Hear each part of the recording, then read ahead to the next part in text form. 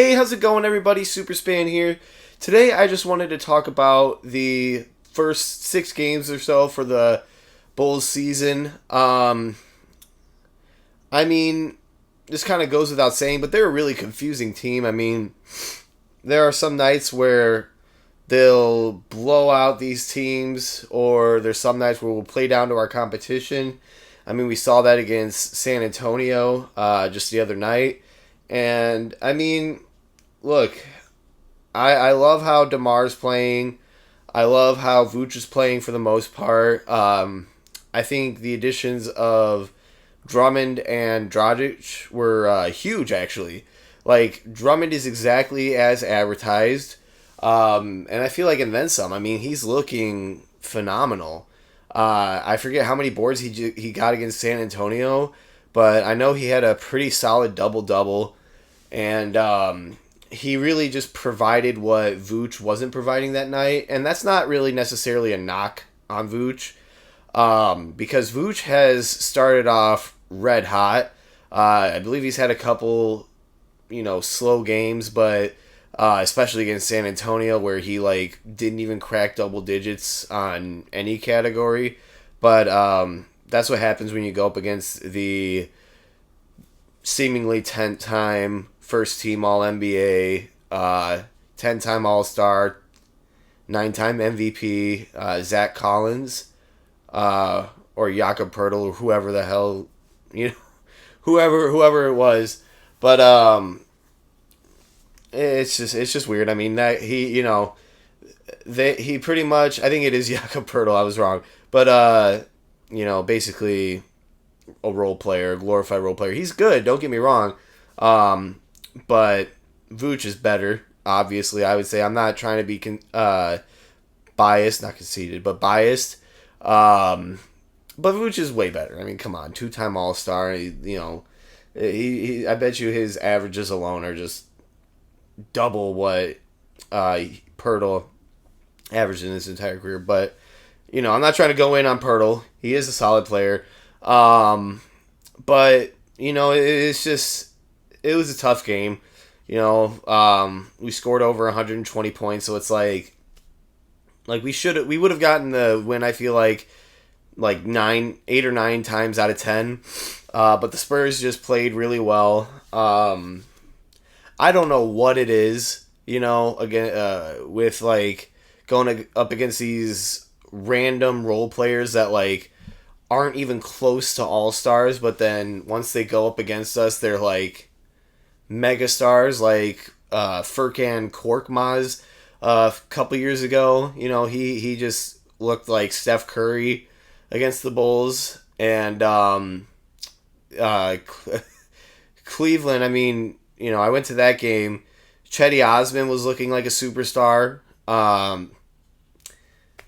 Kevin Love was looking like his younger self. Which I'm not gonna lie, it was pretty cool to see. Kevin Love, Donovan Mitchell, all those guys play that well, because they were just killing it. But as a Bulls fan, I was just I was pretty upset. But it is what it is. But I'm incredibly sick of us playing down to our competition. I believe right now, if I'm not mistaken, we're 3-3, which isn't a terrible start. I mean, at least we're not off to the same start as the Lakers or the 76ers or Brooklyn even, which is nuts to me. But it is what it is. We'll see how the rest of the season goes. I see a lot of people saying still that we should trade Vooch or DeMar. It's why would we do that? We're not gonna get anything of value in return. Maybe somebody would overpay in terms of trade value for DeMar DeRozan, and maybe somebody for Vooch. I would think more so for DeRozan, but I don't see why we would do that. I feel like if there's one thing that AK and Mark Eversley have proven to us, it's that they can adapt. They can overcome any obstacle. If a guy doesn't resign, or if we're stuck in the middle of the road, I feel like they can do something to make us overcome that hurdle.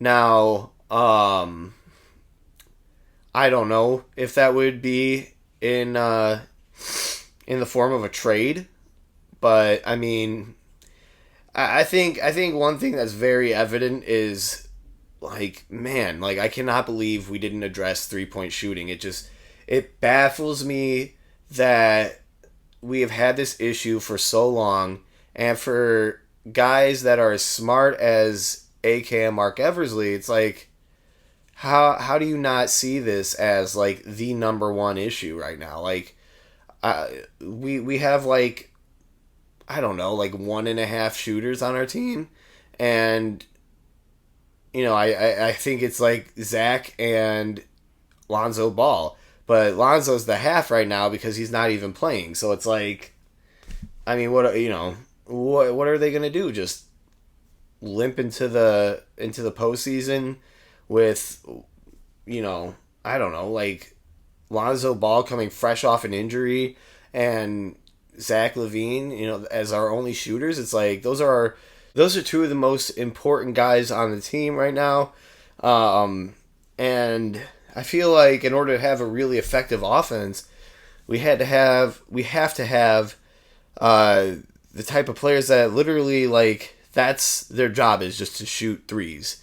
Obviously, do a couple other things, but it's like mainly we're out there to have you shoot threes, like a Duncan Robinson, or like, a throwback one here would be like Kyle Korver.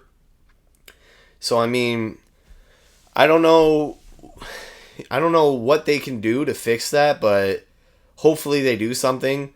I mean, heck, even if they get like Seth Curry somehow, like, I don't know. It's like we need a guy that's just like an elite 3-point shooter. But like, I don't know. I know Max Strus is a free agent this offseason, but I feel like he's one of those guys that's going to get overpaid. So it's like, I don't want to pay him like $20 million a year, for like $80 million over 4 years or something like that. Like, I don't want to do that. He's not worth that. It's like, maybe get a guy that's just like a little bit older, or like, a little bit worse than like a Max Strus kind of type, but that could shoot really well. Like I said, like Seth Curry, like that would be like a perfect example. So it's like, I don't know what they can do. I mean, Kobe White is another guy, I guess, that can shoot pretty well. I mean, that's essentially what he's out there to do. And he had a solid game against San Antonio.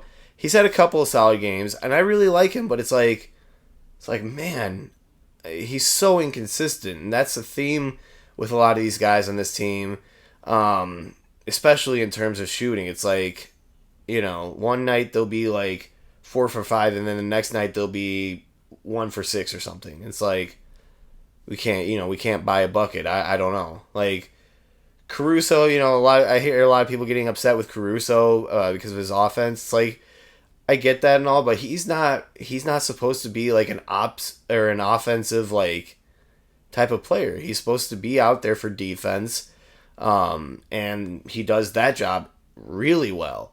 So, I mean, I hate to hear the backlash with him. I mean, I'm not happy when he goes 1 for 6 again, and like finishes the night with like 3 points. That really sucks, but it's like, again, that's not necessarily his job. Last but not least, I'd really like to talk about Patrick Williams here. I mean, he's had back-to-back nights where it was like 10 points, and it's like, it's crazy because that's a solid game for him. Like, I love him, like I was so hyped when we got him at number 4 a few years ago, but it's like he's, what the heck? Like, I don't know if you guys saw that video of all the Bulls players at Six Flags or something like that, and they got on the roller coaster, and P. Will was, was too scared to go on the roller coaster, but then everyone started chanting his name, and so eventually he, got on. It's like, I was listening to the CHGO podcast, and they had a perfect analogy. They used that as an analogy. It's like, Patrick, just get on the damn roller coaster. It's like, just, man up. You see all your teams on there. Like, I get it, it's a real fear, but just get on the roller coaster. And they were saying, like, that's a good analogy for how he's played so far this season. It's like he's so afraid to step on anyone's toes. It's like, he just sort of takes like a backseat. Not even that. He's like attached to the car by a rope, sitting on a sled. It's like no, I'm fine. I'm fine over here. Don't worry. It's like, what? Well, no, you're not. Like, you're a big dude.